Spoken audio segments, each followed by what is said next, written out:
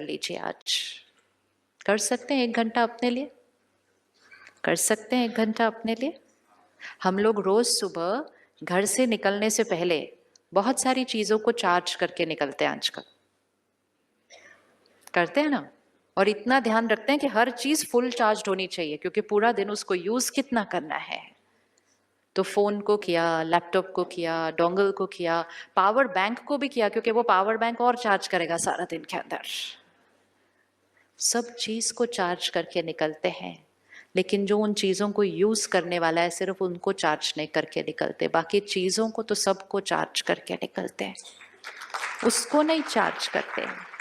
तो उनको चार्ज करो, उससे पहले खुद को चार्ज करो। हमें लगता है साधन के बिना जीवन ही नहीं चल सकती। कोई दिन ऐसा भी आएगा साधन नहीं चलेंगे।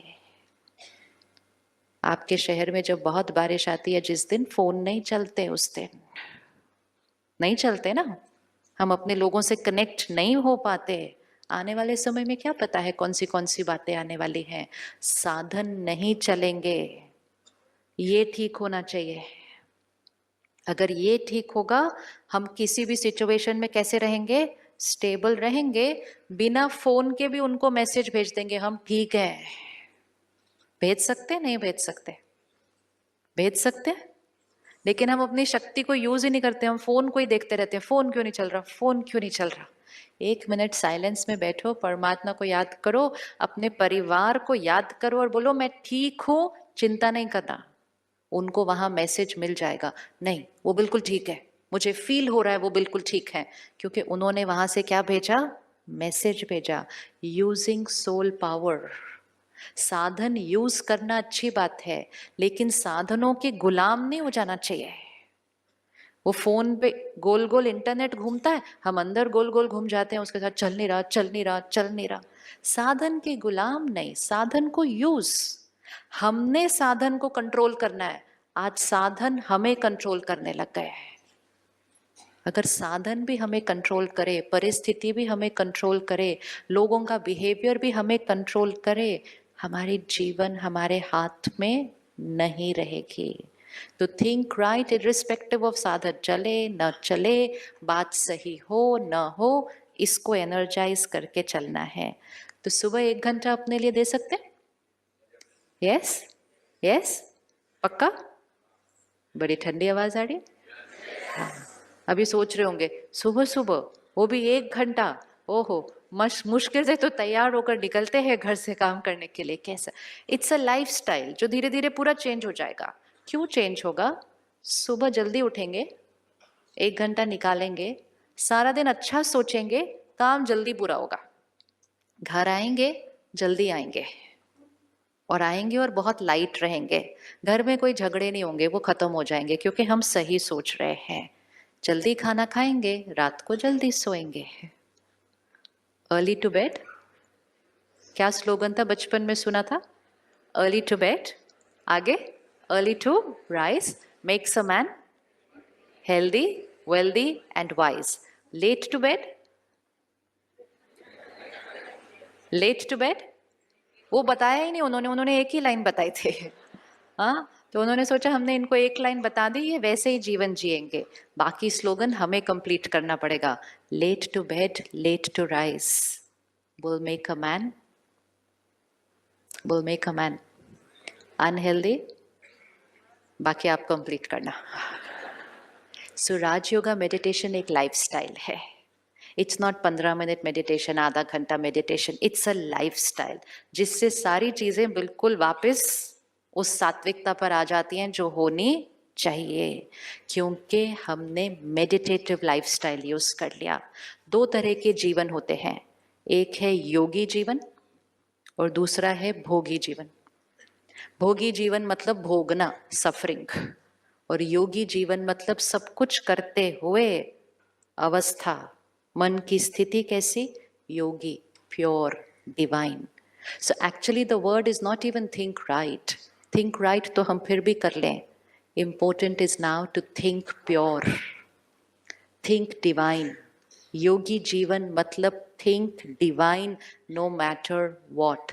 तब वो डिविनिटी क्या होगी? सृष्टि के ऊपर ओवर पावर होगी और हम सब मिलकर इस कलयुगी सृष्टि को क्या बना देंगे? सत्युगी सृष्टि बना देंगे। मुंबई शहर बहुत स्पेशल शहर है। ये शहर को देश कॉपी करता है। नया फैशन यहां से स्टार्ट होता है। तो क्यों ना एक ऐसा फैशन क्रिएट करें जिसको पूरा देश कॉपी करे। अपने आप को ठीक करने के लिए हम क्यों नहीं सात्विक अन्न खाना शुरू कर देते हैं? इतना योगदान तो हमें करना चाहिए ना। फिर करना चाहिए, नहीं करना चाहिए? उस खाने की एनर्जी में क्या होता है? सोचो। कोई स्लॉटर हाउस में है 15 दिन, कौन सी वाइब्रेशन है उस स्लॉटर हाउस की? वो खुद क्या देख रहा है एनिमल 15 दिन से? उसको पता है उसके साथ क्या होने वाला है। उसके इमोशंस कौन से हैं वो 15 दिन? नफरत, दुख, दर्द, एंगर, हिंसा, फिर हेल्पलेसनेस, फिर वायलेंस, फिर डेथ। हमारी प्लेट पे आया, हमने कहा टेस्ट, हेल्थ। तो हमारी जिम्मेवारी कहाँ गई? हमारी जिम्मेवारी, हम अपने टेस्ट के लिए हम हिंसा का भोजन खाते हैं। तो do we have a right to say anything about anybody else? We don't have a right. हमें परिवर्तन अपने अंदर, जैसा अन्न वैसा मन। अगर मन साफ चाहिए, अन्न प्योर होना पड़ेगा। इम्प्योर अन्न के बाद प्योर माइंड क्रिएट हो सकता नहीं हो सकता। उस खाने में प्रोटीन्स है, लेकिन उस खाने में किसी का दर्द है, उस खाने में किसी की नफरत है, उस खाने में किसी का दुख है, हेल्पलेसनेस है। ये खाना नहीं। चाहे कोई भी कुछ कहे, हमें अपने कर्मों को बदलना है। तो धन सात्विक, अन्न सात्विक, रोज सुबह 1 घंटा अपने लिए रखा, परमात्मा का ज्ञान अपने अंदर भरा, मेडिटेशन से आत्मा को चार्ज किया, मन सात्विक, तन परफेक्ट। भाग्य क्या हो जाएगा? भाग्य कैसा हो जाएगा? ये भाग्य हमारे हाथ में है। और अगर घर में एक फैमिली मेंबर भी अपने जीवन को योगी जीवन बनाता है, एक फैमिली मेंबर भी, तो उसके एक के वाइब्रेशन से घर का शुद्धिकरण होना शुरू हो जाता है।